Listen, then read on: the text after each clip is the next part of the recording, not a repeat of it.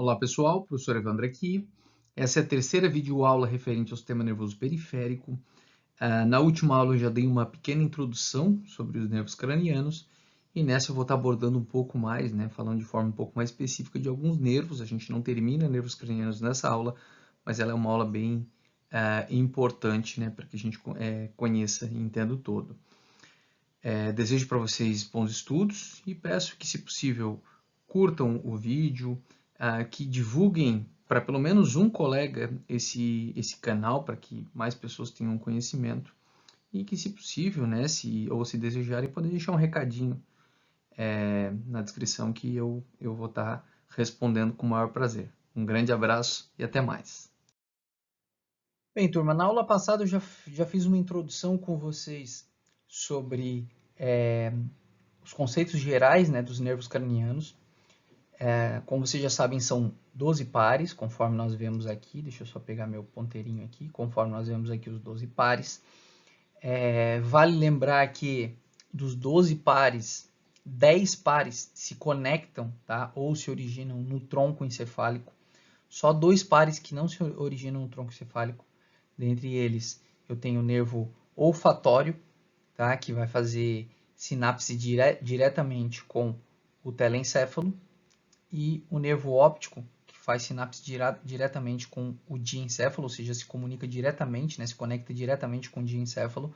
Tirando ele, do terceiro até o 12º, todos eles se originam, vamos dizer assim, ou se conectam com o tronco encefálico. E vale dizer o seguinte, todos esses nervos, eles emergem do crânio através de alguma abertura. Vale lembrar ainda que o nervo ele possui uma origem real. A origem real é considerada o núcleo, o local onde está o núcleo do nervo lá no sistema nervoso central. Só que daí na minha parte aqui do sistema nervoso periférico eu acabo não colocando. Então eu falo da origem aparente. O que é a origem aparente? O local onde o nervo aparece, onde eu vejo ele aqui no sistema nervoso central e não onde está o núcleo dele localizado, certo?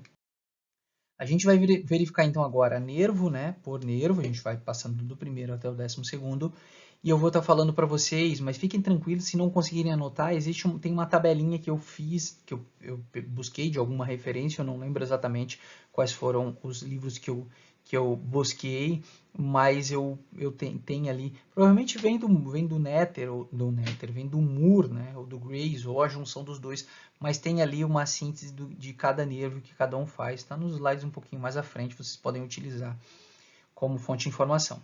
Então vejam só, aqui está o nervo olfatório. O que eu vou falar para vocês? Origem aparente. Onde é que eles convencionam, tá? Que está essa origem. E considera-se que a origem aparente do nervo olfatório é no bulbo olfatório, tá? Os autores que descreveram dessa forma. Então a gente segue. E considera-se que o nervo sai do crânio, embora quando a gente pensa no estímulo nervoso, o nervo que é exclusivamente sensitivo é como se ele estivesse entrando no crânio, mas considera-se todos eles como se estivessem saindo do crânio, tá? Então ele emerge, ele sai do crânio pela lâmina cribriforme, pelos forames cribriformes, que estão localizados aqui na lâmina cribriforme. Então aqui está a lâmina cribriforme, a lâmina crivosa, possui os forames cribriformes, e neles, nesse forame a gente vai ter uma média de 15 filamentos, 15 a 20 filamentos, tá? De fibrinhas nervosas que vão passando por esses foramezinhos e que vão estar recebendo estímulo lá da mucosa olfatória, certo? Então, nervo olfatório é exclusivamente sensorial, função dele é captar estímulo olfatório e a emergência dele vai ser pelos forames cribriformes e a origem aparente é no bulbo olfatório, certo? A lesão do nervo olfatório, isso é relativamente comum em pacientes que sofrem trauma craniano anterior, porque o trauma anterior muitas vezes cursa com fratura da lâmina cribriforme. Quando a lâmina fratura aqui pode romper o nervo olfatório, esses filamentos todos, e o paciente fica com anosmia. Anosmia quando não sente cheiro, tá? Pode ficar com hiposmia também quando sente menos cheiro. É curioso que quando o paciente perde a capacidade de sentir o estímulo olfatório, ele também perde a capacidade de sentir muito gosto. Ele fica dizendo que sente só gosto primário, tipo, sabe que a comida é salgada, que é doce, mas parece que tem tudo o mesmo gosto, tá? Porque a gustação está muito relacionada com a olfação. Risco do paciente com anosmia é ele colocar fogo na casa, né? Porque não consegue sentir o cheiro do gás vazando, né? O gás, quando vaza, o gás é colocado um óleo no gás para dar aquele, o gás de cozinha, né? Para dar aquele odor específico, a gente saber que está vazando e ir lá e desligar. Então, é algo que tem que se tomar cuidado, tem que informar para esse paciente, né? Que não sente mais cheiro, ó, toma cuidado, né? Por essa questão, porque se não sabe, ele não fica esperto, né? Bom, como é que a gente testa? Vou falar do teste de todos os nervos também. A gente testa a narina do paciente, pedindo para ele ficar, né, fechar os olhos e fecha uma das narinas, coloca algo para ele cheirar, muitas vezes pó de café, às vezes até o grão do café, tá? Se estiver no consultório, o grão do café. É claro que ele não pode saber, né? Não pode, vai lá pegar o café que eu quero ver se o paciente... Ele já vai saber, né? Vai sentir cheiro, sim, cheiro do café, mas está induzindo. Então pede para ele fechar o olho, né? Fecha uma narina e ele vê se ele sente cheiro do café, fecha a narina do lado oposto e testa o outro lado. Por quê? Professor, por que testar o outro lado? Porque nós estamos falando de pares de nervos cranianos, ok? Pares de nervos cranianos. Está aqui o nervo olfatório. Segundo par, o nervo óptico. O nervo óptico, ele também é exclusivamente sensorial, tá? A função dele vai ser de captar estímulos visuais lá na retina, e esse nervo óptico, ó, a origem dele aparente é lá no quiasma óptico, no ponto onde parte dele se cruza e parte do nervo óptico não cruza, tá? No quiasma, e essa questão vai ser trabalhada lá na neurofisiologia, né? Mas vocês vão ver que parte da retina aqui, ou melhor, parte do nervo, né, que inerva a retina nasal, ou melhor, a porção medial, mas é chamada de retina nasal aqui, acaba cruzando, ó, essas fibras cruzam para o lado oposto, tá? Decussam aqui, e a parte, ó, aqui a parte nasal também da retina cruzando, e a parte temporal, ou seja, a parte lateral não cruza, depois vocês vão entender o porquê, tá? Um pouco mais à frente, lá na neurofisiologia. Bem, função então é captar estímulo visual, né? O nervo óptico, ele emerge, né, do crânio pelo canal óptico, ó, juntamente com a artéria oftálmica, tá? Então a artéria oftálmica emerge junto com o nervo óptico, tá aqui, ó, nervo óptico, artéria oftálmica, até meio grossa para ser ela, mas é. E a função dele, como eu falei, é captar estímulo visual. A lesão do nervo óptico, né, causa diferentes problemas, depende do ponto onde foi essa lesão. Vocês vão aprender também na neurofisiologia. Tá? Vale lembrar aqui que vamos pensar numa lesão assim, ó, que eu cortei o nervo óptico, o paciente ele não vai estar enxergando, né? Não enxerga com aquele olho. Mas é óbvio que o paciente pode não estar enxergando com o olho, né? Com aquele olho, com outro sim, mas não ser uma lesão do nervo óptico. Pode ser de diferentes, pode ser até uma isquemia aqui no córtex visual, lá próximo do sulco calcarino. Então, a forma como a gente tem para testar o nervo óptico mesmo é verificar se o paciente apresenta o chamado reflexo fotomotor. Vai colocar a luz e vamos ver se a pupila do paciente é fotorreagente ou não. Quando coloca a luz, a pupila tende a ficar menorzinha. Tanto de um lado, que tu coloca a luz, que a gente chama isso de reflexo fotomotor direto, quanto do lado oposto, que a gente chama de reflexo fotomotor consensual. Ou seja, eu coloco luz aqui, nesse olho, os dois olhos têm que responder. Professor, eu não entendi o porquê. Calma que eu vou falar de olho, vou falar de motricidade ocular, depois eu volto a falar dessa questão de reflexo fotomotor, tá? Mas o teste que a gente faz para ver o nervo óptico é jogando a luz e ver se ele responde. Se responde, se tem reflexo fotomotor, tá? É porque o nervo óptico ele está íntegro. Vocês vão entender depois o porquê. Vale lembrar, turma, que o nervo óptico ele é considerado um nervo, mas ele é diferente de todos os outros nervos do corpo. Por quê? Vocês viram que quem forma a bainha de mielina no sistema nervoso central são os oligodendrócitos. E quem forma a bainha de mielina no sistema nervoso periférico são as células de Schwann. Só que o nervo óptico ele é amielínico em grande parte dele, e a parte que é mielinizada é constituída por oligodendrócito e não células de Schwann. Isso quer dizer que quando há lesão do nervo óptico, a ruptura cortou o nervo óptico, ele não regenera. diferente de outros nervos que é possível fazer, inclusive, enxerto, né? Então, o nervo cortou, é possível, né, restabelecer a conexão dele e é possível que cresça um novo axônio ali, não é que juntou e vai funcionar, não, tem que crescer um novo axônio, mas é possível que ele regenere. Então, nervo facial é possível ter regeneração, nervo, enfim, trigêmeo. Agora, o nervo óptico não por essa questão, tá? A gente vai considerar ele como sendo nervo craniano, mas na verdade o tipo de tecido que o compõe é muito mais sistema nervoso central, ele é muito mais um prolongamento do diencéfalo do que um nervo propriamente dito, mas a gente vai chamar de nervo óptico, certo? Então aqui está um de um lado, outro do outro, né? O nervo óptico aqui é esse grossão, tá? Esse bem grossão aqui, ó. E aqui está o outro nervo óptico. Ó, tá ele ali, passando no canal óptico. Bom, fala agora então da motricidade ocular, né? Vamos falar dos músculos extrínsecos do olho. Turma, o nosso olho, ele se movimenta, né, para um lado, para o outro, para cima e para baixo, através dos músculos que nós vamos chamar de músculos extrínsecos, porque estão fora do olho. E quais são esses músculos? Vejam só, nós temos 4 retos. O reto superior, que quando se contrai, ó, puxa, né, desvia o olhar para cima, a pupila para cima, ó. O reto, então aqui está o reto superior, que é esse mesmo reto aqui, ó, reto superior. Ó, o reto inferior, que quando se contrai desvia a pupila para baixo, né? Ou seja, eu olho para baixo através do reto inferior. O reto medial, tá? Medial está lá dentro, ó, e aqui eu vejo ele medialmente.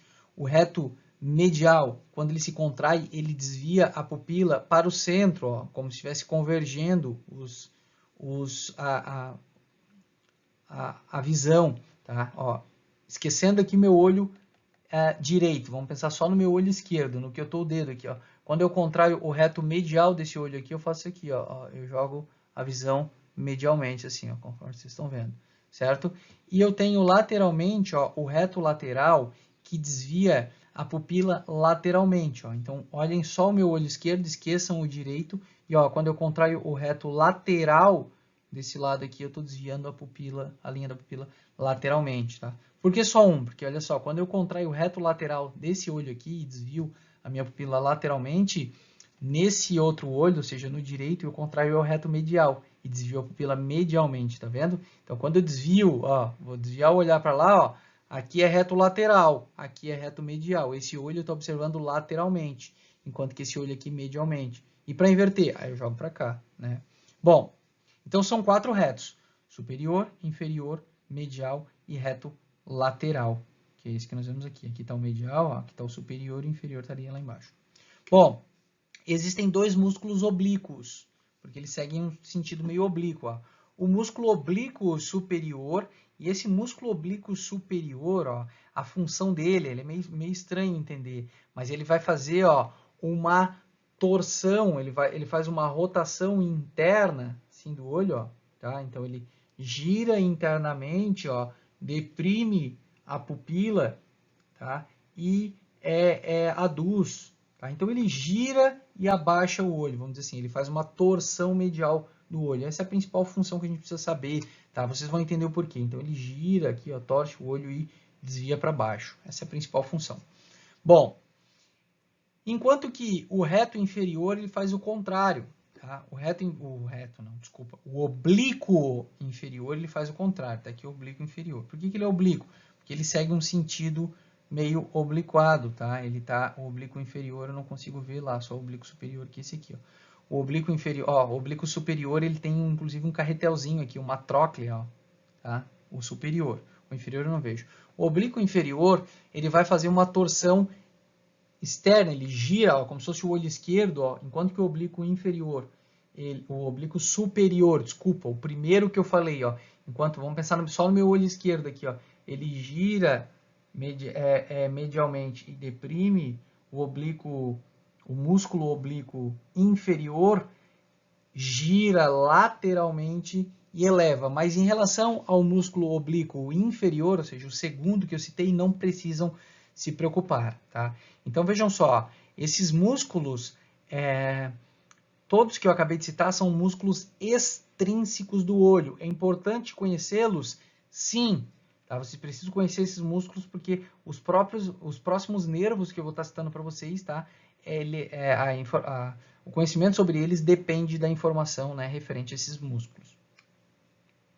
E ainda encontra aqui, ó, o levantador da pálpebra superior, que também é um dos músculos extrínsecos, tá? O levantador da pálpebra superior, ele, como o próprio nome falou, ele eleva a pálpebra superior, ele ajuda a manter a pálpebra um pouco mais elevada, certo? Então tá aqui, ó, levantador da pálpebra superior, tá? Aqui é esse aqui que tá levantado aqui, ó, eu não acabei tá erguido aqui, ó. Acabei não colocando a flechinha para cá, porque senão fica muita flecha, vocês não se entendem, né? Observando agora, ó, a anatomia interna do olho, tá? Abri o olho, ó, e o que que eu vejo? Existe um corpo aqui, ó, tá? E nesse corpo, chamado de corpo ciliar, nesse corpo existe um músculo chamado de músculo ciliar. É essa estrutura aqui, ó. Então aqui está o músculo ciliar. Esse músculo ciliar, ele vai ter a seguinte função.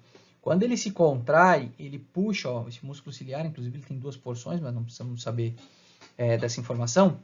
Esse músculo ciliar, quando ele se contrai, ele altera o formato do cristalino da lente do olho. Por quê? Porque a gente focaliza a visão, né, através do formato do cristalino, da lente do olho, certo? E vocês podem perceber, se você pegar o seu caderno assim, ó, e tentar ler de longe, você consegue ler porque você consegue focar. Quando você coloca mais pertinho, você consegue focar. Quando você traz assim, ó, de longe para perto, bem rápido, você percebe que demora um tempo, fica meio embaçado até ajustar. O que é isso? Por que fica embaçado? Porque você precisa ajustar essa lente, né, para o foco, longe ou perto. E isso é feito por esse músculo ciliar. Inclusive, quando a gente vai envelhecendo, esse músculo vai cansando, como outros músculos do corpo. É aí que surge a presbiopia, tá? É um dos motivos, tá? É claro que o cristalino ele também fica mais rígido, mas essa musculatura ela fica um pouco mais cansada também, certo? Então, além desse músculo ciliar, que é um dos músculos intrínsecos do olho, existe os músculos aqui que vão estar formando, né? Vão tá na íris para ajustar a pupila. Quais são esses músculos? Vejam só, eu tenho um músculo aqui que segue um formato radiado, assim, ó, um músculo radiado, tá? E um músculo que segue um sentido circular, ó. Vocês conseguem ver aqui, ó. E aqui, ó, é onde está o músculo circular na íris, tá? Ele circula toda a íris como um esfíncter. E eu tenho um músculo radiado aqui, ó, tá? Que vai estar nessa região mais periférica. Esse músculo circular, ele vai ser chamado de músculo esfíncter da pupila. A função dele é, quando se contrai, é deixar a pupila menorzinha, e quando ele deixa a pupila menorzinha, entra menos luz. Vai dizer, professor, mas eu quero muita luz, mas aí quando você sai no sol, essa luz vai estar causando lesão na sua retina. Então, em ambientes muito iluminados, o músculo esfíncter da pupila se contrai, deixa a pupila mais estreitinha. A gente chama isso de miose, pupila pequenininha, miose, tá? E o contrário dele é o músculo dilatador da pupila. O dilatador da pupila, esse de fora, quando se dilata, tá? Ele quando ele se contrai, ele dilata a pupila e faz com que entre mais luz. Ele vai ser chamado, essa função, ou melhor, quando a pupila dilata, a gente chama isso de midríase. Então aqui é como se tivesse a pupila em luz normal, ó. Quando a luz é muito forte, a luz brilhante, esse olho aqui está em miose. Olha aqui como está, o esfíncter da pupila está se sobressaindo e a pupila está pequenininha. Quando tem pouca luminosidade, quem se destaca é o músculo dilatador da pupila. E esse músculo dilatador da pupila, quando se contrai, faz uma midríase, conforme nós estamos vendo aqui. Então vejam, ó, a gente precisa conhecer os músculos que eu falei anteriormente, que são os músculos intrínsecos, ou melhor, os músculos extrínsecos do olho, né? Reto superior, reto inferior, reto medial, reto lateral, oblíquo superior, oblíquo inferior e levantador da pálpebra superior. A gente precisa conhecer os músculos intrínsecos do olho, que é o músculo ciliar, o dilatador da pupila e o esfíncter da pupila, para que eu continue falando para vocês dos nervos cranianos, né, que vão se seguir. Bom, continuando falando então, o que a gente observa agora? Eu vou falar de 3 pares de nervos ao mesmo tempo. O oculomotor, o troclear e o abducente. Professor, por que 3? Ou melhor, por que pulou o 5º par? Porque esses 3 nervos, a função deles é motricidade ocular. Então, podem colocar motricidade do olho, né? Ou seja, o movimento do olho. Então, podem colocar que todos os 3 são exclusivamente motores, tá? Todos eles emergem, tá? Passam pela mesma abertura craniana, que é a fissura orbital superior, certo? E todos eles vão estar inervando ali os músculos oculares. Vamos falar de cada um deles. Primeiro vamos falar do óculo motor. O óculo motor, a origem aparente dele vai ser lá na fossa interpeduncular, ali em um sulco ali no pedúnculo cerebral, tá? Ou no pedúnculo cerebral, ali no mesencéfalo. Então pode considerar como a fossa interpeduncular sem problema nenhum, tá? A emergência dele, a gente já sabe, e a inervação. O que ele inerva? O nervo oculomotor, ele inerva vários músculos extrínsecos do olho, tá? E vai inervar músculo intrínseco também. Então ele inerva o reto superior, o reto inferior, o reto medial, o oblíquo inferior, o levantador da pálpebra superior, o músculo ciliar e o músculo esfíncter da pupila. Professor, não sobrou quase nada. O que sobrou, que eu não citei aqui, que não é inervado pelo óculo motor, é o reto lateral, o oblíquo superior e o dilatador da pupila. Só esses 3 que sobraram. Tá? Então, função do óculo motor é inervar todos aqueles que eu falei anteriormente, salvo os 3 que eu falei depois. Como é que a gente testa esse nervo, né? Observa a motricidade ocular, verifica primeiro se não tem, se a pupila, ou melhor, se a pálpebra, né, está simétrica, se ela não tem uma mais caidinha do que a outra. Essa condição seria chamada de pitose palpebral, quando a pálpebra cai, né? Então observa, está simétrica. E leva um objeto, né? Pede ao paciente, por exemplo, pode ser o seu dedo, acompanha meu dedo, leva para um lado, para o outro lado, para cima, para baixo, né? Testa a motricidade ocular. Motricidade ok, esse nervo está ok. Não, um olho não respondeu, aí tem que ver o que ele não respondeu, né? Para a gente classificar como sendo lesão do óculo motor ou dos outros nervos. Primeiro, deixa eu falar dos outros nervos, depois vocês já vão entender. E lembram que eu falei que testar nervo óptico, né, era através daquele reflexo fotomotor? Quem é que inerva quem é que faz o reflexo fotomotor, o reflexo pupilar? É o músculo esfíncter da pupila. O músculo esfíncter da pupila é inervado por quem? Ah, professor, eu vi que o esfíncter da pupila é inervado pelo óculo motor. Foi isso que foi falado agora. Ok, então como é que testa o nervo? Como é que testa o nervo óptico dessa forma? É que o seguinte, turma, quando entra a luz na minha retina, essa luz tem que ser direcionada lá para o sistema nervoso central, né? Eu tenho o nervo óptico, o trato óptico, tá? Um pouco vocês já viram no sistema nervoso central, o outro pouco vocês vão ver lá na neurofisiologia, mas através do trato óptico, né? Enfim, quiasma óptico, trato óptico, e aquele trato óptico ele vai lá fazer a sinapse no corpo geniculado lateral. Do corpo geniculado lateral parte a radiação óptica, né? E ele se comunica com o colículo superior. Não precisa se preocupar que eu não vou perguntar essa via para vocês. O que é importante saber é que quando entra a luz e chega lá no corpo geniculado lateral, né, e chega lá no colículo superior, esse excesso de luz que vai estimular, né, vai se comunicar com o núcleo lá Então, entrou luz através do quê? Do nervo óptico. Se comunicou com o núcleo do óculo motor.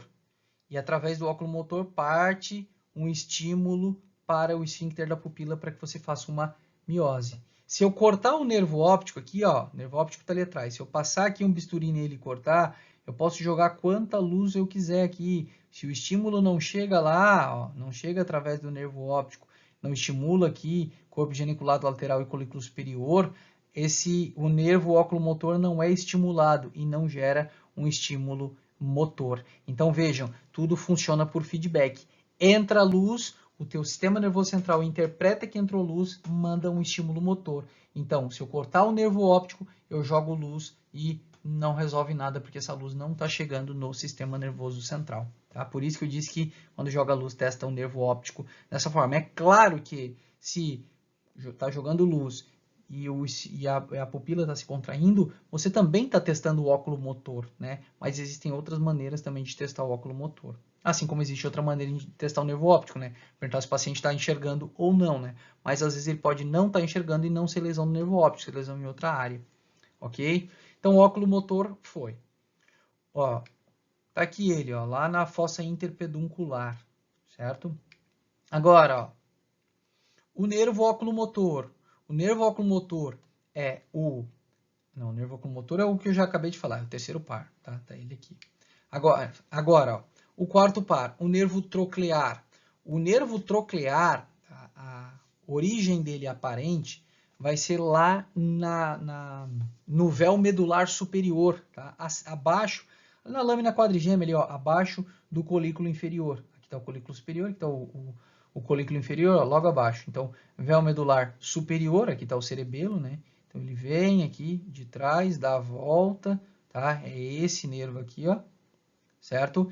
E a emergência vai ser a mesma que os outros, né? Ou seja, fissura orbital superior.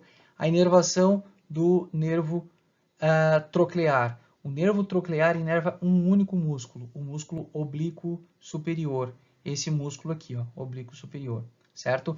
E o oblíquo superior, ele vai fazer aquela função que eu falei para vocês de torção, né, e depressão da linha da visão, ou seja, da pupila. É difícil testar esse nervo, tá? Os pacientes muitas vezes vão ter dificuldade de apresentar até no teste de motricidade ocular. A forma mais fácil é pedir para o paciente, perguntar para ele como é que está a visão, se está tudo certo, e se ele disser que está tudo certo, pedir para ele caminhar, né, de cabeça baixa. Muitas vezes, quando o paciente vai caminhar de cabeça para baixa, assim, ó, subir uma escada ou descer uma escada, ele vai apresentar a chamada diplopia, visão dupla, porque os dois olhos não vão acompanhar. Então, quer dizer, a visão dupla, vai pisar, não sabe exatamente onde pisa, porque está tendo uma visão dupla. Isso se chama de diplopia. Muitas vezes, para compensar a diplopia, o paciente começa a inclinar um pouco a cabeça. Então, quando ele inclina a cabeça, ele vai olhar para baixo, assim, ele inclina a cabeça, tá? Isso pode ser sinal de lesão do nervo troclear, né? E paralisia do oblíquo superior, tá? Por isso que ele está inclinando para tentar compensar, né, essa falta de atividade desse músculo. E o sexto par, que é o... Ó, tá aqui o troclear ainda, tá? Ó, tá aqui o nervo troclear, né? O quarto par. E tá aqui o nervo abducente, o sexto par. Ó. A origem aparente do abducente é no suco bulbo-pontino, ó, aqui entre a ponte e o bulbo, né? Bem nesse suquinho aqui, ó, suco bulbo-pontino. O nervo abducente, ele emerge pela mesma fissura orbital superior, né? Pelo mesmo local que os outros nervos, né? Passa aqui na fissura orbital superior, né? Tá ali a fissura. E a função dele vai ser inervar o músculo reto lateral. A única coisa que ele inerva é o reto lateral, esse músculo aqui, certo? Como é que a gente testa o abducente? Ó, eu peço para o paciente acompanhar o dedo, por exemplo, ó, eu vou acompanhar aqui, ó, o passador. O meu olho esquerdo, quem se contraiu foi o reto lateral, então o abducente está estimulando. Só que eu ainda não testei do olho direito, porque quem se contraiu do lado direito foi o reto medial, e o reto medial é inervado pelo óculo motor e não pelo abducente. Aí eu pego e olho para o outro lado, consegui acompanhar, testei o reto lateral desse lado, ou seja, os abducentes de ambos os lados estão íntegros. Ok? Bom, pessoal, tem um macetezinho aqui para memorizar, tá? A inervação, tá? Esses nervos aqui, o que eles inervam. Esse macetezinho, ó, tá aqui o nervo abducente, certo? E tá aqui o nervo abducente, ó, mais medial, aqui tá o par, né? Um de cada lado. O macetezinho é OS4, RL6 e o resto, ou todos os outros 3. Isso não fui eu que criei, isso é o que tá escrito lá no muro, inclusive muita gente usa. OS4, oblíquo superior, OS de oblíquo superior. 4, que é o troclear, nervo troclear. RL6, reto lateral, ou seja, músculo reto lateral. 6, tá aqui, ó, reto lateral que foi cortado, né? O outro pedaço dele tá aqui, ó. 6, que é o nervo abducente. E o resto ou todos os outros 3. Quem que é o 3? O 3 é o óculo motor. Tá aqui o óculo motor, tá aqui, ó. Terceiro par é o óculo motor. E o que são o resto ou todos os outros? Reto medial, reto superior, reto inferior, oblíquo inferior, levantador da pálpebra superior, músculo esfíncter da pupila e músculo ciliar. Notem que eu não falei de um único músculo, que é o dilatador da pupila, mas o dilatador da pupila não é inervado por nenhum nervo craniano. O dilatador da pupila é inervado pelo sistema nervoso simpático, tá? É o simpático que ativa. Então, são fibras que vocês vão entender isso melhor lá na anatomia topográfica do pescoço. São fibras que vêm lá dos gânglios simpáticos do pescoço, que sobem, pegam a carona, formam um plexo simpático que vai até a cabeça. Chega, ó, esse plexo que está vindo aqui, ó, junto com a artéria carótida interna. Passa junto com a carótida interna e desse plexo simpático surge um ramo que vem para cá para fazer a inervação simpática aqui do olho. Certo? Turma, aula um pouquinho mais longa, né? 30 minutos, mas eu não queria parar ali pela metade, né? Então, na próxima aula a gente começa falando de nervo trigêmeo, né? Uma vez que a gente já falou do nervo número 1, né? Do primeiro par, do nervo olfatório, do nervo óptico, do óculo motor, do troclear, que é o quarto par, e do abducente, que é o sexto, né? Pulamos o quinto par, que é o trigêmeo, a gente vê na próxima. Um abraço e até!